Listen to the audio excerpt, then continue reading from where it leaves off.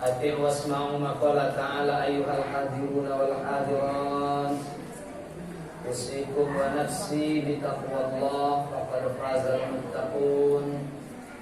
Ya ayyuhalladzina amanu taqullaha haqqa tuqatih wa la tamutunna illa wa antum muslimun.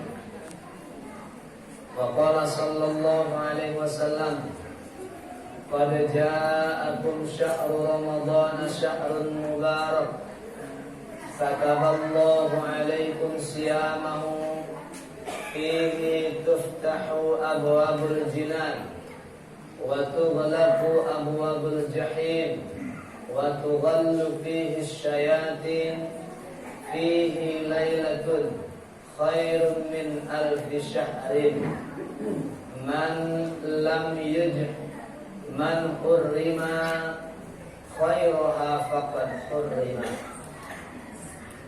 Telah datang kepadamu bulan Ramadan, bulan yang penuh dengan berkah. Allah telah wajibkan bagimu berpuasa pada bulan itu. Selama bulan itu dibuka pintu sorga. Jadi pintu sorga itu ada 8. Seluruhnya dibuka. Mulai dari tenggelam matahari akhir Sya'ban, malam pertama Ramadan di waktu maghrib, itu seluruh pintu surga dibuka. Sampai akhir Ramadan, maghrib malam takbiran, baru ditutup lagi. Dan selama Ramadan tughallu abwabul jahim, dikunci pintu neraka. Jadi selama Ramadan neraka tutup. Bayangkan Bapak Ibu. Jadi bulan Ramadan saja neraka Allah ditutup. Sekarang banyak orang yang malah buka maksiat di bulan Ramadan. Neraka saja Allah tutup, kok ada orang yang buka hiburan malam. Pintu surga dibuka, orang tidak mau ke masjid. Kemudian wa tughallu fihi syayatin. Selama Ramadan itu setan dibelenggu. Jadi ibu-ibu yang kebetulan sumur ada di luar, takut ke semua malam hari karena setan. Selama Ramadan setan tak ada. Siapa yang bilang? Rasul. Kata Nabi, selama Ramadan tughallus syayatin, setan-setan tidak ada yang berkeliaran. Lantas orang berbuat jahat itu salah satunya adalah karena tipu daya setan. Kalaulah bulan Ramadan setan tidak adu, kok adu juga orang berbuat jahat. Jadi kalaulah bulan Ramadan setan saja dibelenggu, setan yang tidak adu, artinya potensi orang saduanannya baik. Tidak akan ada orang yang berbuat jahat sebenarnya selama Ramadan, karena setan tidak ada. Tapi ternyata ada orang yang berbuat jahat. Itu bukan salahnya setan, tapi orang itu yang sudah jadi setan. Ini kan fakta. Faktanya kan memang begitu. Rasulullah mengatakan setan tidak ada selama Ramadan. Jadi kalau ada orang yang bawa dosa juga baru di bulan Ramadan, itu bukan salahnya setan, tapi salahnya dia yang sudah jadi setan.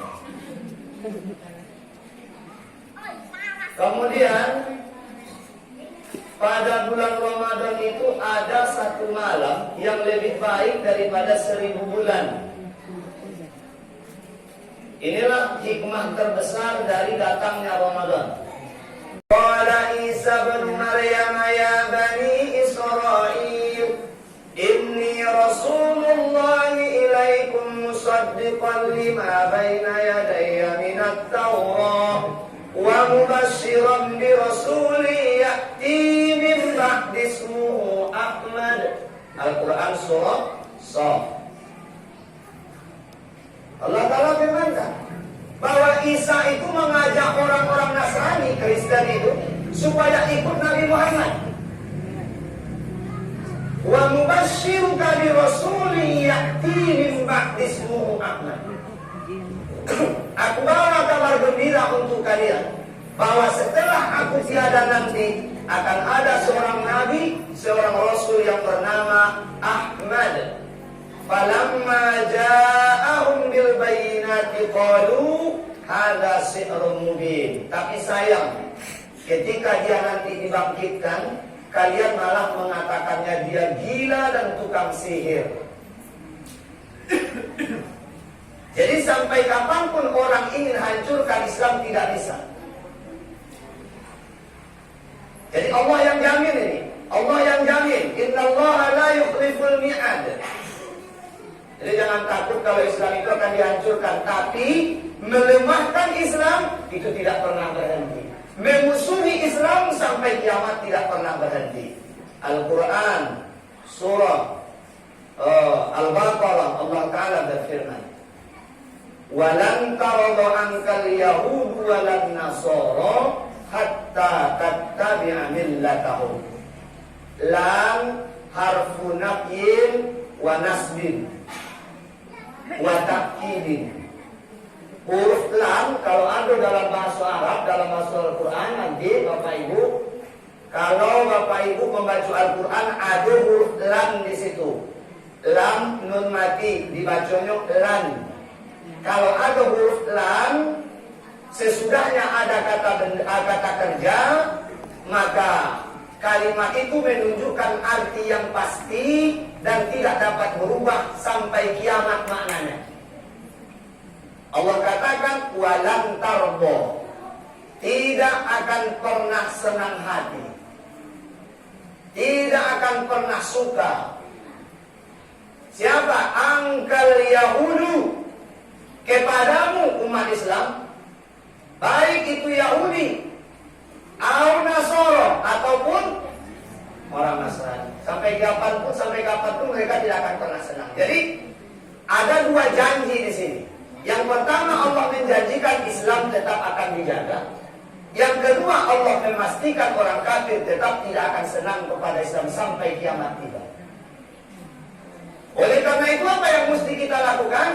Siap dengan ilmu, siap dengan iman, siap dengan amal. Di bulan Ramadan kok murah?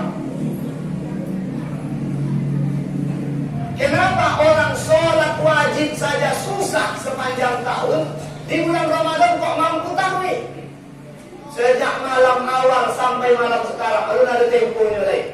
Assalamualaikum, tidak mau nih Bapak Ibu. Siapa itu yang sepanjang tahun sholat sunatnya seboleh rakaat tiap malam? Ada enggak?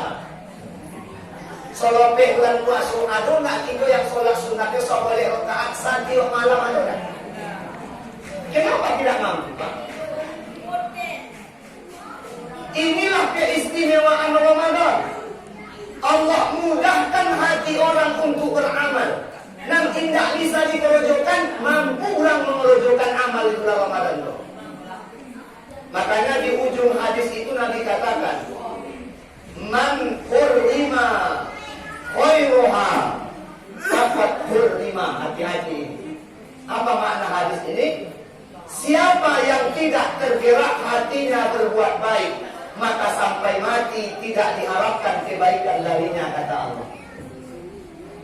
Siapa tidak Allah juga tiba kamu soji tiba bulan Ramadan, bulan saja orang Allah kamu soji ini tidak juga tiba. Kata Nabi, faqad hurrima, sampai matinya dia akan seperti itu.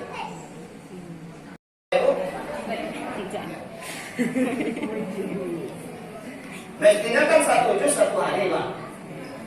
Itu minimal ya.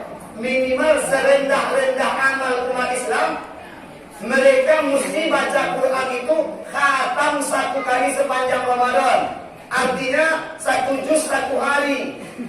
Caranya bagaimana? 1 juz itu 10 halaman. Sholat kita 5 waktu. Setiap sholat baca 2 halaman. 1 juz 1 hari itu, Pak. Sehalaman sebelum sholat, sehalaman sudah sholat. Minggu kali saya bisa malam 4 saja seperti ini. Malam kali mungkin mestinya 5 juz. Kalau ternyata ada orang Ramadan datang tidak mau baca Quran, kata Nabi, faqad hurrima, sampai mati dia tidak akan pernah dekat dengan Al-Quran.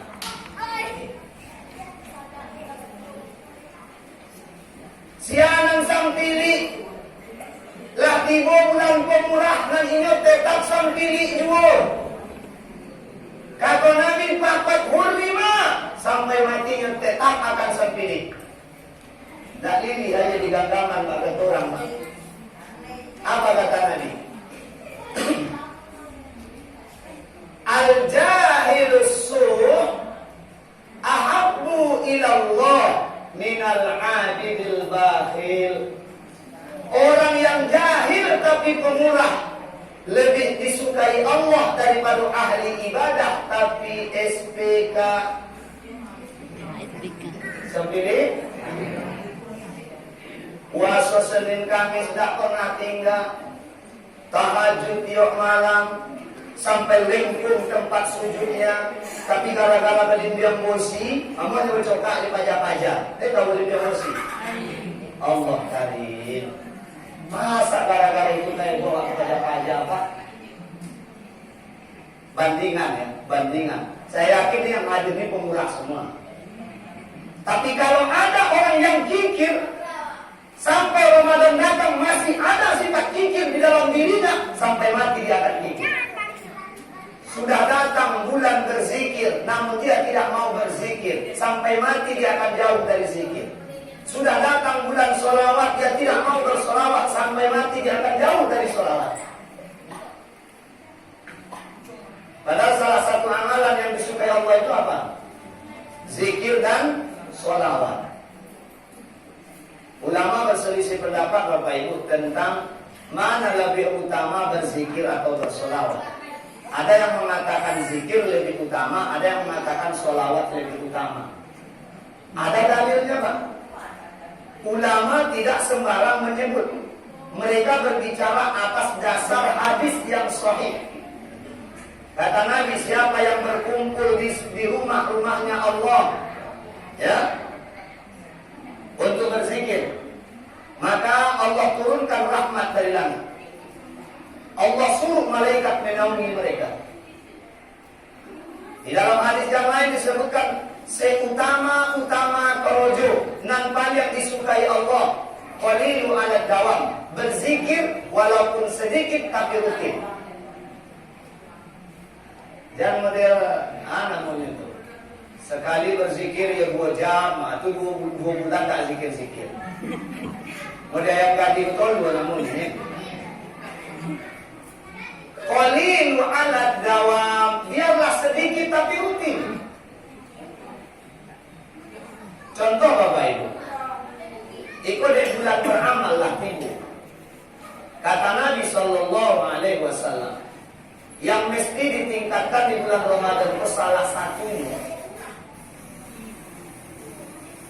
man shalla an Ummu Habibah qalat sami'tu Nabi sallallahu alaihi wasallam yaqul man shalla 4 raka'atin qabla az-zuhri wa 4 ba'daha harramallahu 'alan nari, rawahul khamsah.